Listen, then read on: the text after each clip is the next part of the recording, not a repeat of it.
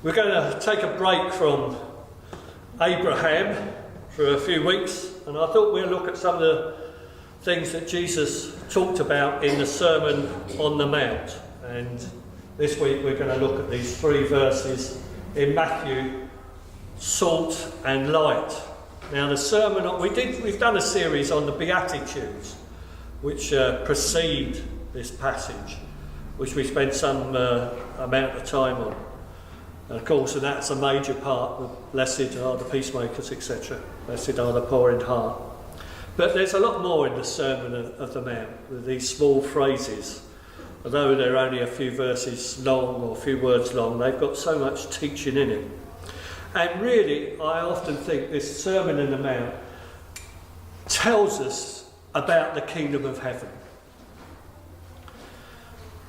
This is what it's all about. Jesus is teaching that he's bringing in the kingdom of heaven and is inviting us to join it. And what he says in the Sermon on the Mount is what the kingdom of heaven will be all about. So this took place in Galilee, up there at the top of Lake Galilee, just above Capernaum. Yes, if you go on a trip to Israel today, you will be taken probably to what they call the Church of the Beatitudes, which is supposed to be the site of the Sermon on the Mount. And it's a lovely place. It's on a hill that looks over the lake and everything there. And you could just imagine loads of people meeting in that place. So Jesus is teaching about the kingdom when it's more unlikely that it's going to be anything but peace around and persecution is going to be rife. And these metaphors reveal the nature of the kingdom that will pervade if people follow Jesus' way and live the life that he hopes we would. Salt and light. So the Sermon on the Mount describes what human life and human community look like when they come under the gracious rule of God. When it does, it reveals the kingdom of heaven. That's a great summary of the Sermon of the Mount from Matthew 5. You are like salt for everyone on earth, but if salt no longer tastes like salt, how can it make food salty? All of it is good for it to be thrown out and walked on. You are the light of the whole world. A city built on the top of a hill cannot be hidden. No one would light a lamp and put it under a clay pot. A lamp is placed on a lampstand where it can give light to everyone in the house. Make your light shine so that others will see the good that you do and will praise your Father in heaven. John Stott has written a very well-known book on the Sermon on the Mount, and this is what he says about it. When we look at the 2 metaphors, that's salt and light, more closely, we see that they are deliberately phrased in order to be parallel to each other. In each case, Jesus first makes an affirmation. You are the salt of the earth. You are the light of the world. Then he adds a rider, the condition on which the affirmation depends. The salt must retain its saltiness. The light must be allowed to shine. Salt is good for nothing if its saltiness is lost. Light is good for nothing if it's concealed. That looks pretty straightforward, doesn't it? It's all the thing that Jesus says in one of his various little phrases and little teaching points that makes such an understanding. When we think about it, Jesus knew that every home in Israel use salt and light. They used salt because that's what you had to season food with to prolong its life. Fish or meat needed to be salted. Once it was, no refrigeration in those days, and if you didn't salt it sufficiently, it would go off within a few days in that heat. So it had to be salted to maintain that you had a food supply. And also, every house would have a light. No street lights, no public lighting. So no matter how rich or poor you were, most poor people would knew the value of salt and light and would make that a priority in their lifestyles, because people needed it. You couldn't really live without salt and light. And there were many benefits, weren't there, to salt for light. We know we use salt today as a condiment, as a seasoning on our food. And in the winter, we hope the council's going to go round and use salt on the road so it takes the icy patches away so we can drive our cars. And we all need light. It extends the benefit of life. And Jesus is comparing the Christian as being like salt and light. He believes people who love God will be like salt and light. They will be flavouring to the world. They will be light to the world. That's what he's looking for. And there's a benefit to that, because it also benefits others. Now, when I was looking at, and I've looked at this passage many times, I suppose, in my life, it came to me that this saltiness of light we have invades other people's lives, and especially the lives of those people that live around us. And Paul makes this comment, which I'd never really struck with this passage before.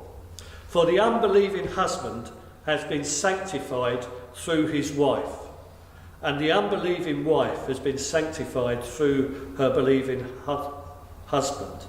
Otherwise your children will be unclean, but it's as if they are holy. What does that mean? Well, it means if you live in a family where there are unbelievers, your very presence in that family sanctifies the others with the love of Christ that's coming out of you. Now that doesn't mean in that sense that that influence is enough for salvation for them, but it is enough to bring them in to something that they also can taste what the kingdom of heaven is like the kingdom of God should be. Because if you're living a good relationship with God, your salt and light is invading their lives to some extent, which I think is quite encouraging. It's almost in that sense where Christian action makes a difference in the world as a whole. Think particularly of William Wilberforce, or his strong conviction to abolish slavery, which he eventually got through, affected the whole world. So we cannot dismiss this little saying as of not much importance, because it does mean there's lots of importance here, because it means we do flavour the world that we touch, and we must never give up that hope that it can make major changes. Because if we think about it, for the salt to be effective with preserving things, it's got to penetrate right inside the meat. It's no good just pouring salt over the top of it. It's got to be rubbed in, isn't it, if you've ever done preserving or everything. And so it penetrates the meat, and it's that keeps it from going horrible. So that's the point that Jesus is making. This is why he says that, it's important for Christians to maintain their saltiness and maintain the light. This salt and light. So salt, are you salt of the earth? And it's important for us to maintain our saltiness. And it's valuable. Did you know in times past, people traded salt as value of money? And Roman soldiers sometimes got paid in salt. And from that we get the word salary these days. There you go. But its primary use, of course, is a preservative, as we know then and now. But it's an essential element of our diet, isn't it? Now, there's a big thing at the moment that we shouldn't go overboard with salt because it can raise our blood pressure. Most people I know don't do that, but I have known people. I did have a cousin by marriage who used to pour salt over his meal in absolute quantities. And I didn't know then, this was going back when I was a young boy. And I thought, I don't know how he can eat it. But I suppose I wasn't surprised. Well, I'm not surprised now that he didn't live long. He died in his 30s. And I'm pretty sure now that was because salt raises your blood pressure, doesn't it? So you've got to be careful about it. But a reasonable amount of salt is healthy for us. And you just saw that in that little film clip. I don't realise, obviously once you're ill, you put in a saline, they put in a saline drip, isn't it? And saline drips contain salt. Goes into your blood, which helps you recover. So it's quite... And salt sometimes, in certain, not in all circumstances I understand, can be used as a fertiliser. And that's how we hear this phrase, it's the salt of the earth, because it can be used as a salt. But we need to remember, for everyone will be salt with fire. Salt is good, but if the salt has lost its saltiness, how can you make it salty again? Have salt in yourself and be at peace with one another, says Jesus in another part of the gospel story. And of course the one thing is this saltiness, isn't it? We cannot become unsalty. How do you become unsaltiness? How does salt become bad? Well, there's only one way salt becomes bad, and that's when it gets contaminated with other things. Now we all know that the Dead Sea is full of salt, and if you go down there you can lie on the top of it because there's so much salt in it. But you couldn't refine the salt in the Dead Sea and use it on the dinner table because it's contaminated with loads of other chemicals as well. And that's how we lose our saltiness, if we get contaminated with bad things of the world.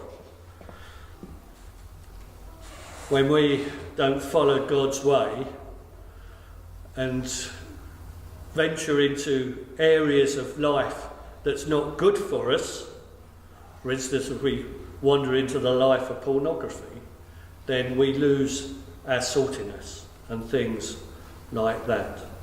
So we need to be aware that although we can flavour others around us just by being Christians, we can also lose that if we lose the saltiness of the salt, which we would do by being contaminated with evil things. The effectiveness for Christians must retain that Christ-likeness which comes from being pure. Martin Lloyd-Jones was have you ever heard of Martin Lloyd-Jones? Big preacher just under the war, which I read a lot in early in my days. This is one quote from him. The influence of Christians in and on society depends on their being distinct, not identical. Lloyd-Jones emphasises this. The glory of the gospel is that the church is absolutely different from the world. She invariably attracts it. It is then that the world is made to listen to her message, though it may hate it at first. This is, of course, an important point with the church and Christianity as a whole. We need to retain our distinctive Christian emphasis of life and not go along with the crowd. That's the thing that is getting more and more difficult to do today, especially in the area of sexuality, isn't it? That we called on. So we must be extremely careful in the way the church deals with that. And I don't think we've got a good record as a whole. We're trying to deal with these tricky issues today, but that doesn't mean that we shouldn't stick up for what we believe the scriptures teach us about sexuality. So, if salt can lose its saltiness, then the light in us can become darkness. That is, as did the disciples of Jesus, we are not to conceal the truth as we know of the truth of what we are. We are not to pretend to be other than we are, but be willing for our Christianity to be visible to all. So don't become contaminated. Don't wander into areas of life that we really do know that will contaminate us. Let's just remind ourselves of what Jesus says about being the light of the world, from a different translation of the Bible this time. You are the light of the world, like a city on a hilltop that cannot be hidden. No one lights a lamp and then puts it under a basket. Instead, a lamp is placed on a stand where it gives light to everyone in the house. In the same way, let your good deeds shine out for all to see, so that everyone will praise your heavenly Father. Different version. Light to shine on top of this hill. Isn't it amazing? You are the light of the world, Jesus says, like a city on a hilltop that can't be hidden. Because, as I've mentioned before, Israel's cities are on hilltops to shine their light out.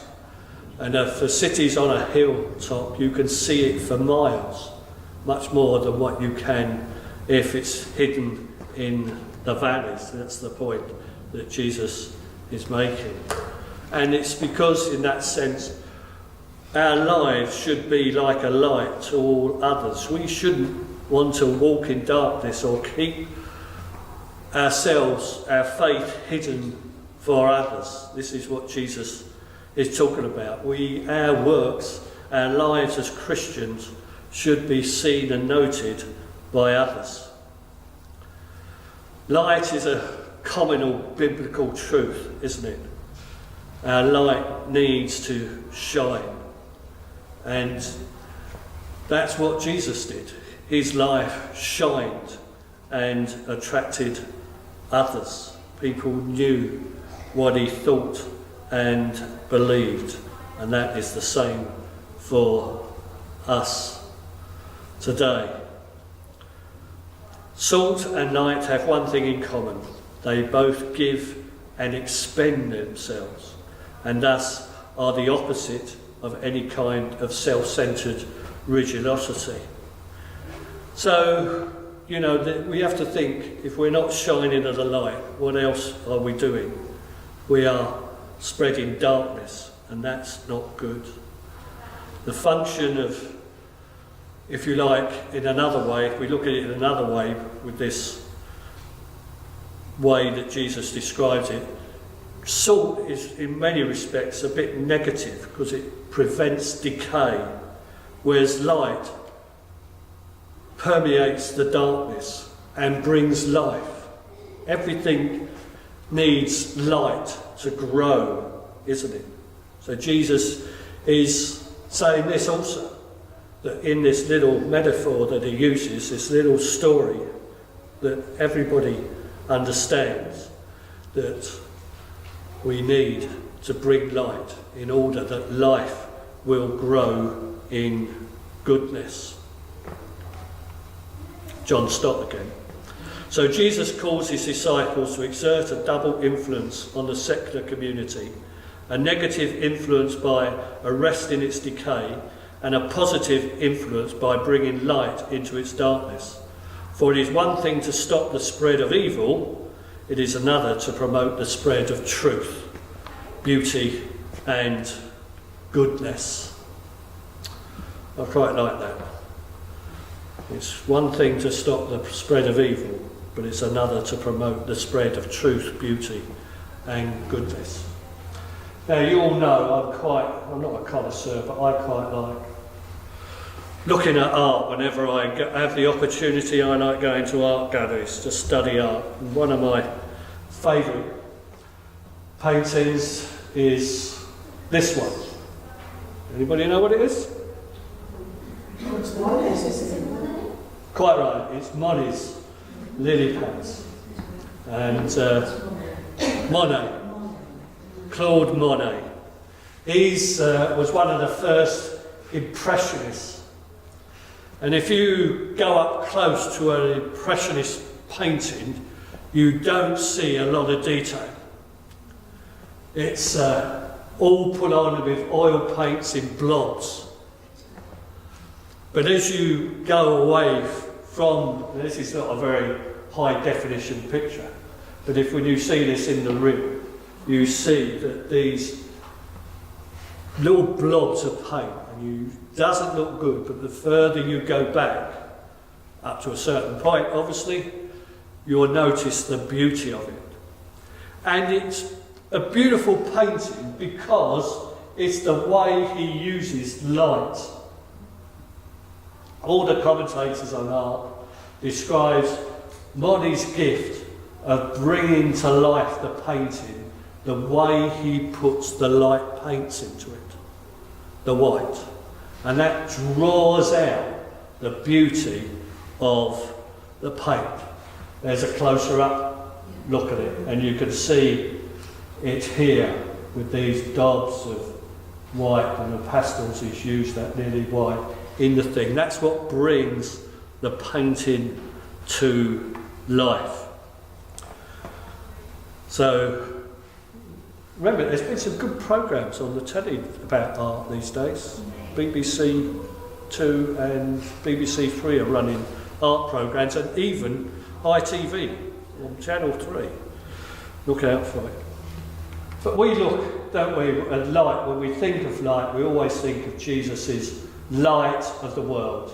And here's Holman Hunt's beautiful description of the verse in Revelation that Jesus says, I am the light of the world, and he's knocking on the door of our heart.